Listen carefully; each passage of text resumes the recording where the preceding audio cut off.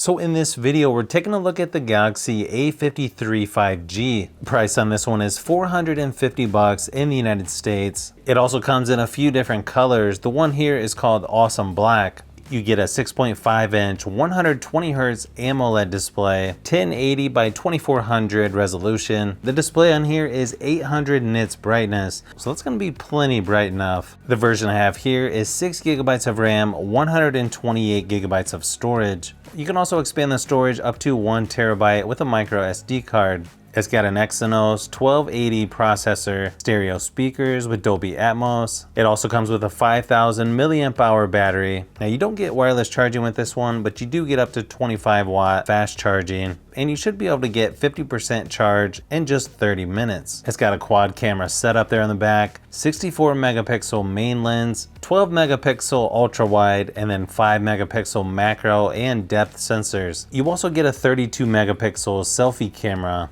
which is hole punch style, and it's going to weigh in at 189 grams. It looks like whether you get the international version or the United States version, it's going to be a 5G phone regardless, where before with the Galaxy A52, there was several different variations. It also comes with Android 12, One UI 4.1 right out of the box. So overall, pretty good specs for what the price is. SIM card, micro SD card removal tool there. USB-C to USB-C charging cable, and then of course quick start guide, warranty information. So yeah, unfortunately you don't get a charging brick with this one.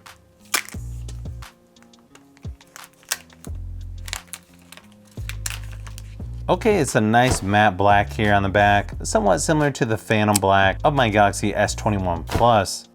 A slight difference in this one, it's got really shiny edges here. Build quality on this is really nice, as usual with Samsung products. Power and volume buttons there on the right hand side. And then on the bottom is your SIM card, micro SD card tray, speaker, and charging port. Unfortunately, you don't get a headphone jack with this one like you do on the A52. When setting up, you got face recognition, fingerprints, pattern, PIN, and password. As you can see, pretty small bezels all the way around the screen.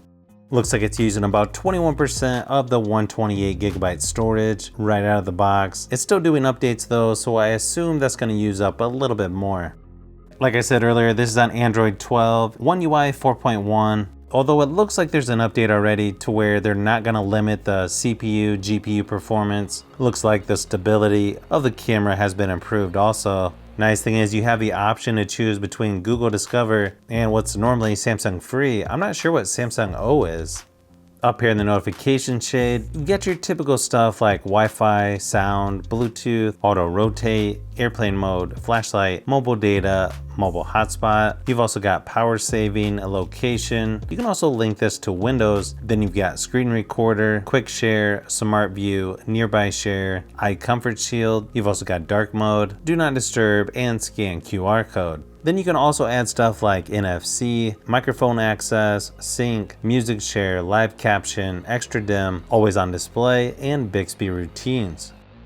Fingerprint scanner on here feels like it's fast enough. Looks like Samsung O is sort of a modified version of their Samsung Free they used to have. And then of course, swiping up, you're going to get access to all the pre-installed apps. Looks like you've got quite a few from Samsung, a handful of Google apps, and the usual ones from Microsoft. Luckily, they don't install a lot of apps on here that I've got to uninstall, so that's nice to see. And then as far as gestures go on this phone, you've got a nice handful to choose from, like lift to wake, double tap to turn on and off the screen, keep the screen on while viewing, alert when the phone is picked up, mute with gestures, and then palm swipe to capture. The other thing that I've always got to do with Samsung is go into the settings and search for side key. And then when you press and hold on the power button, go ahead and switch that from wake Bixby to power off menu. That way when you hold down on the power button, you can actually turn the phone off instead of messing with Bixby. You've still got your shortcuts over here on the right hand side, and you can edit that as much as you like. so it's not going to be a huge difference from other Samsung devices out there. If you've used others within the last year or two, this one's going to feel very familiar. Nice thing is you're going to get at least full HD playback resolution on Netflix, 1080p resolution when watching YouTube videos. So at first glance, the Geekbench scores on here don't really seem that much better than the Galaxy A52. That is, until you go to the compute scores, it's basically doubled that of the A52. Now, have I noticed a huge improvement as far as speed, just moving around the software? No, not really. Overall performance though feels pretty good on this phone, especially considering the price. You're not going to get the highest settings when playing PUBG Mobile or other games, but everything looks nice and sharp. Graphics and games load pretty quick on here, at least in my testing of PUBG Mobile and Asphalt 9. I may have to compare this to a couple other phones to see how it stacks up, but overall not too bad as far as performance and gaming.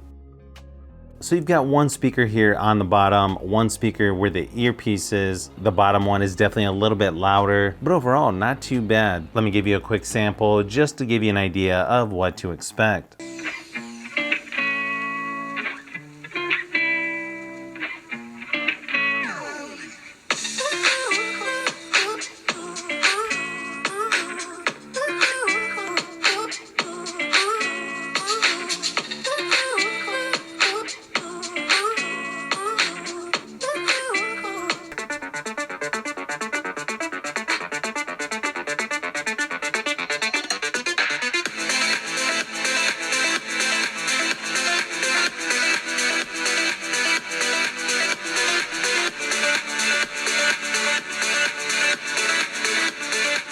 Inside the camera app, you've got something called Fun, where it looks like it's gonna add all kinds of crazy stuff. Obviously, it's gonna depend on what you're taking a photo of, but yeah, some of these are actually pretty crazy.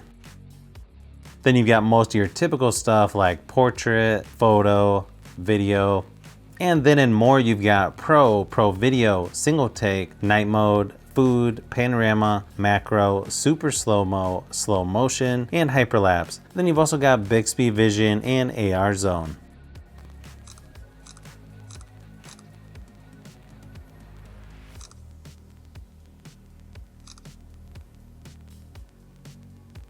Okay, shutter speed's not gonna be the fastest out there, not bad though. And then when you're doing video recording, it goes up to 4K 30 frames per second on both the rear and front facing camera. I'll go ahead and show you a few samples of photos and video just to give you an idea of what to expect.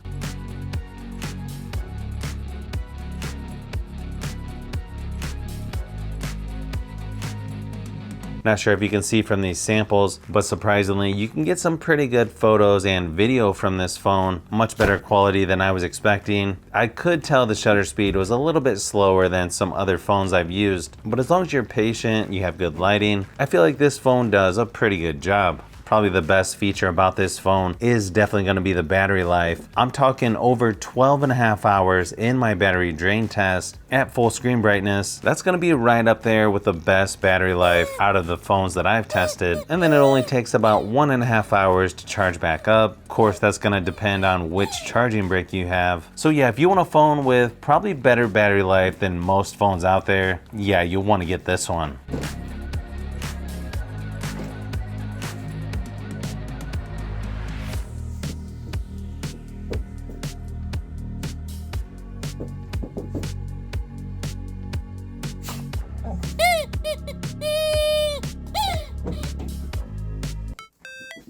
So if you've made it this far into the video, you may want to say thanks by subscribing, and don't forget to give a thumbs up if this video was helpful. This is Brian from Fishby Productions. Thanks for watching, and I'll see you on the next one.